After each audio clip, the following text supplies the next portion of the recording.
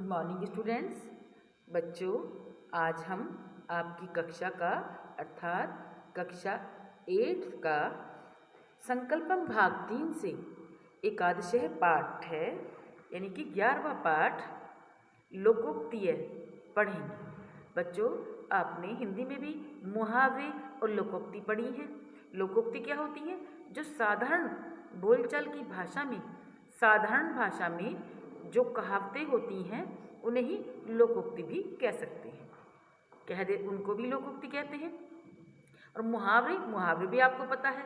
और इनका प्रयोग क्यों करते हैं बच्चों भाषा में इनका प्रयोग करने से हमारी भाषा प्रभावशाली हो जाती है। यानी कि जो बात हम दूसरे से कहते हैं या बातचीत करते हैं, उस हमारी बातचीत में प्रभाव आ जाता है, दमदार हमारी भाषा हो जाती है और क्या साहित्यिक भाषा हो जाती है। सबसे बड़ा पॉइंट है, सबसे बड़ा पहलू है कि हमारी भाषा बड़ी प्रभावशाली हो जाती है, दूसरे पर उसका बहुत प्रभाव पड़ता है। तो इसलिए लोकोक्ति और मुहावरों का भाषा में प्रयोग करते हैं। तो बच्चों, आज हम संस्कृत में लोकोक्ति पढ़ेंगे। देखिए पहली लोकोक्ति, look at the board. Okay, ध्यानपूर्वक ब्लैक बोर्ड पर देखिए बच्चों। विषय हमारा संस्कृत है और एकादशः पाठ है, यानी कि 11वां पाठ है। गिनती आपने सीखी है संस्कृत में, एकादशः किसे कहते हैं? 11। तो एकादशः पाठ है, 11वां पाठ है हमारा ये, यानी कि 11th चैप्टर। लोकोक्ति है, लोकोक्ति है ये, मुहावरे लोकोक्ति होती है जैसे, वो हमने हिंदी में पढ़ रखी है बच्चों, इस संस्कृत में लोकोक्ति है। तो पहली लोकोक्ति क्या है हमारी? ये देखिए, यह अंगीकृत है इस तरह से। ठीक है बच्चों, अंगीकृतम सुकृतिनः। ये देखिए, अंगीकृतम सुकृतिनः परिपालयन्ति। इसका हिंदी अर्थ तो बच्चों थोड़ा सा निकलता है, जो इसका अर्थ निकलेगा, जैसे मुहावरे का हम अर्थ लिखकर, लोकोक्ति का अर्थ लिखकर उसको वाक्य में प्रयोग करते हैं, उसी प्रकार से इसका अर्थ भी थोड़ा निकलेगा, लेकिन इसमें भाव बहुत छिपा होगा, इसका मीनिंग बहुत होगा। देखिए क्या है? अंगीकृतम सुकृतिनः परिपालयन्ति। परिपालन मतलब पालन करना, कि प्राण जाए पर वचन ना जाए।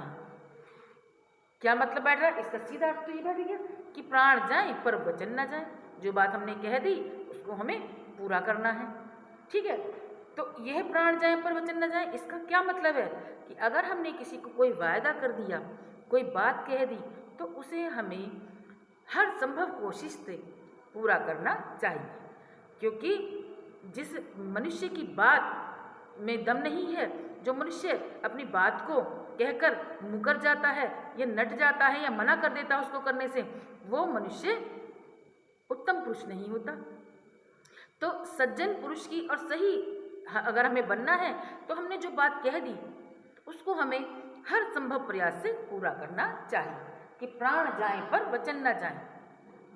और बच्चों, आपको पता है जो हमारे भगवान श्री राम रहे, उनके कुल की क्या परंपरा थी कि रघुकुल रीत सदा चली आई, प्राण जाए पर वचन न जाए। रघुकुल वंश जो था, महान वंश, भगवान का वंश, भगवान का कुल, उनकी क्या प्रथा थी कि अगर हमने कोई वचन दे दिया, अगर हमने कोई बात कह दी, किसी को प्रॉमिस कर दिया, तो उसे हमें हर संभव प्रयास से पूरा करना है।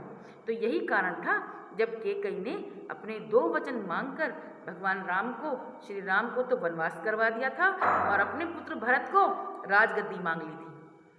अब उनकी परंपरा थी बच्चों, ये उनकी खानदान की विशेषता थी क्या, कि जब कोई वचन दे दिया तो उसे पूरा करना था। राजा दशरथ तो बहुत दुखी हो जाते हैं, पर भगवान राम कहते हैं कि मेरे पिताजी ने जब ये वचन दिया था मेरी माता को, तो मैं इसे हर तरह से पूरा करूँगा। और यही बात की उन्होंने। वो 14 वर्ष के लिए वनवास चले गए थे, अपना सारा राजपाट छोड़कर। तो ये इसका यही, प्राण जाए पर वचन न जाए। तो तुलसीदास जी के जो रामचरितमानस है उसमें यह है कि रघुकुल रीत सदा चली आई, प्राण जाए पर वचन न जाए। तो हमें इस तरह का महान इंसान बनना है, अपनी बात को पर सच्चा बनना है, सच्ची बात कहने वाला बनना है, तो हमें ये ही अपने जीवन में अपनाना चाहिए। प्राण जाए पर वचन न जाए, इसका अर्थ ये निकल रहा है अंगीकृतम सुकृति में है परिपालयन्ति, कि प्राण जाए पर वचन न जाए। और इसको मैंने आपको बहुत अच्छे से समझा भी दिया है बच्चों। और ये केकई ने वरदान कब मांगे थे? एक बारी बच्चों मैं आपको समझा देती हूँ, बता देती हूँ कि एक बार देवासुर संग्राम हुआ था। देवासुर मतलब देवताओं में और असुरों में संग्राम यानी कि युद्ध हुआ था। देवताओं में और असुरों में, असुर राक्षस दैत्य इनमें युद्ध हुआ। तो उस समय जब राजा दशरथ रथ पे थे तो क्या हुआ, उनकी रथ का पहिया बिल्कुल निकलने वाला था। जो कील थी जो रोके रखती है, पहिए को घुमाती है, धुरी जो थी वो निकलने वाली थी कील उसमें से, धुरी का पहिया निकलने वाला था रथ का। तो क्या किया केकई, जो उनकी रानी थी, राजा दशरथ की 3 रानी थी, आपको पता ही है कौन सी, कौशल्या, केकई और सुमित्रा। तो केकई बहुत प्रिय थी महाराज दशरथ को। तो उन्होंने क्या किया, वो युद्ध में साथ थी, उन्होंने अपनी उंगली उसमें लगा दी, इसमें जहाँ धुरी की जगह पे, और जिससे कि महाराज दशरथ पराजित ना हो, हारे ना। तो उस समय राजा दशरथ ने जब देखा कि केकई की उंगली भी लहूलुहान हो गई है, इन्होंने मुझे मेरा रथ ना गिरे, मैं पराजित ना हो पाऊँ, इसलिए इन्होंने ये किया और इतना बलिदान किया। तो उस समय उन्होंने कहा था कि केकई मैं तुम्हारे इस कार्य से, इस बलिदान से, त्याग से बड़ा प्रसन्न हूँ, मांगो, आप 2 वरदान मेरे से मांग सकती हैं। तो रानी केकई कहती है महाराज आपका देवा मेरे पास सब कुछ है, जिसके पास आप हैं तो उसे क्या जरूरत है किस मांगने की। तो क्या हुआ, उन्होंने कहा मैं समय आने पर अपने दोनों वचन, अपने दोनों वरदान मांग लूंगी। तो जब भरत ये समय आता है कब कि राम को वनवास, राजा राम भगवान की राजगद्दी, राज तिलक होने वाला था, उस समय मंथरा जो थी केकई की दासी थी, वो उन्हें सिखा देती है केकई को, कि उनमें मन में दुराव फटाव ले आती है कि तुम अपने बेटे के लिए राजगद्दी मांग लो, और जिससे कि बिल्कुल निष्कंटक बिना बाधा के राज करे, राम को वनवास मांग लो। तो तब अपने दोनों वचन वो केकई, जो देवासुर संग्राम में राजा दशरथ ने देने के लिए कहे थे, केकई तब अपने वो दोनों वचन महाराज दशरथ से मांगती हैं। तो यही बात है कि प्राण जाए पर वचन न जाए, उनकी कुल की रीत थी। चलिए बच्चों, हमारी पहली लोकोक्ति हमने समझा दी, अब हम दूसरी पढ़ेंगे। दूसरी क्या है, अर्धो घटो घोषम उपैति नूनम। अर्धो घटो घोषम उपैति, ये उपैति नूनम, इसका क्या मतलब निकल रहा है, हिंदी अर्थ क्या निकल रहा है कि थोथा, ये थोना नहीं, थोथा यानी कि जिनमें घुन लग जाती है, अंदर से खाली हो जाता है, थोथा, ये थ है बच्चों, थोथा, चना बाजे घना। इसका क्या मतलब, देखो लाइन तो एक ही बैठ रही है, लेकिन इसका भाव बहुत है इसका भी, कि जो थोता चना जैसे होता है बच्चों, घुन लग जाती है किसी की, जैसे आप देखे थे होंगे दाल में, चने वगैरह में घुन लग जाती है, अगर उनको डब्बे में करके करो तो ज़्यादा शोर करेंगे, बजाय किसके, जो चने सही हैं, जो चीज़ सही है, जो अंदर से खाली नहीं है।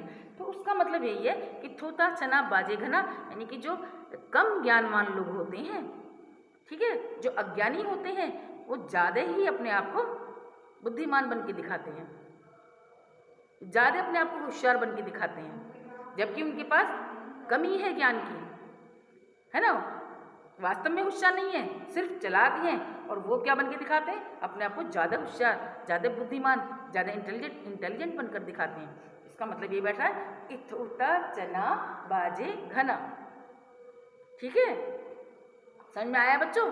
इसी के जैसी एक और लोकोक्ति हिंदी में हमारी, कि अधजल गगरी छलकत जाए। अधजल यानी कि जो कोई गागर है, यानी कि कोई मटका, गागर, या गागर यानी कि सागर जिसमें पानी वगैरह, जल वगैरह भरते थे पहले, तो उसे हमने आधा भर लिया, और जब उसको लेके चलेंगे ना तो छलक देगी, क्योंकि उसमें जगह है, छलकी, और पूरा भरा हुआ नहीं छलकेगा। वही बात आ गई, जो भारी भरकम इंसान है, जो ज्ञानवान इंसान है, वो दिखावा नहीं करता है, सारी बात यहाँ आ गई है। और जो कुछ नहीं है, जिनके पास थोड़ा सा है कुछ, तो वो ज़्यादा दिखावा करते हैं। इसका क्या अर्थ बैठ रहा है, थोता चना बाजेगा ना। और इसके सेम, इसकी जैसी एक और कहावत क्या हो गई, मुहावरा क्या हो गया, कि अधजल गगरी छलकत जाए। ठीक है बच्चों, आज हमने अभी 2 पढ़ ली है, आगे हम अपनी और लोकोक्ति पढ़ेंगे। आइए बच्चों, अब हम तीसरी लोकोक्ति को पढ़ेंगे और समझेंगे। देखिए बच्चों, ब्लैक बोर्ड पर ध्यानपूर्वक देखिए कि महाजनों ये गतः स पंथा, महाजनों, महात्मा लोग या सज्जन लोग, ठीक है। ये यानी कि जिस गतः, जिस राह पर चलते हैं, सह वह पंथा, वही राह उचित होती है। देखो आगे बात यह कि बड़ों की राह भली, क्या मतलब कि महान लोग जैसा करते हैं, जो अच्छे कार्य करते हैं, वैसा ही हमें करना चाहिए। बड़ों की राह भली होती है ना बच्चों। जो महान लोग होते हैं उनके कार्य भले होते हैं। जितने भी महान लोग हुए हैं, किसी ना किसी कारण से उन्होंने अच्छे कार्य किए हैं, बहुत से अनेकों अच्छे कार्य किए हैं, तो वैसे ही हमें करने चाहिए। वही बात है कि बड़ों की राह भली होती है। जिस राह पर बड़े चले हैं उसी राह पर हमें भी चलना चाहिए। चौथी लोकोक्ति देखते हैं बच्चों कि निरस्त पादपे देशे एरेंडो अपि द्रुमायते। निरस्त पादपे देशे एरेंडो अपि द्रुमायते, क्या मतलब कि अंधों में काना राजा, यानी कि जहाँ सारे मूर्ख होंगे ना, वहाँ थोड़ा बहुत भी ज्ञान वाला इंसान पूजा जाता है, वो राजा के समान पूजा जाता है। अंधों में काना राजा, जैसे बहुत सारे लगाओ कि अंधे लोग बैठे हुए, अंधों का ग्रुप है। अंधे से मतलब यहाँ मूर्ख है बच्चों, बिना आंखों का नहीं, अंधा जैसे, तो वही कहने कि काना राजा, एक आंख भी जिसकी है तो वो भाई शहंशाह के जैसा, राजा के जैसा, वो अपने आप को समझेगा और लोग भी उसे मानेंगे, हाँ भाई इन्हें दिखाई दे रहा है, सब दिख रहा है। तो यहाँ अंधे का मतलब मूर्ख से है बच्चों, अज्ञानियों से है, कि अज्ञानियों में या मूर्खों में थोड़े ज्ञान वाला भी, थोड़ा ज्ञानवान भी क्या राजा होता है, राजा के समान होता है। ठीक है बच्चों। अच्छा, अब बच्चों अब हम अपनी 5वीं लोकोक्ति पढ़ेंगे।